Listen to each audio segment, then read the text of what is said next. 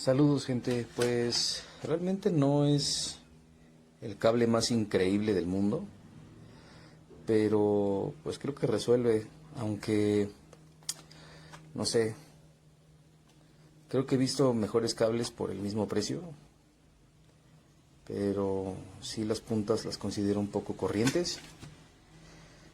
Quién sabe, es mi percepción a la vista.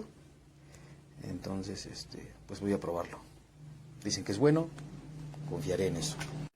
Hola comunidad, es un gran cable, viene bien pochado, es un poco delgado, pero ya lo he probado en la guitarra y en realidad sí tiene buena capacidad de sonido. Me gusta mucho el color, me gusta mucho los plugins, considero que son muy buenos. Los recomiendo, muy bueno.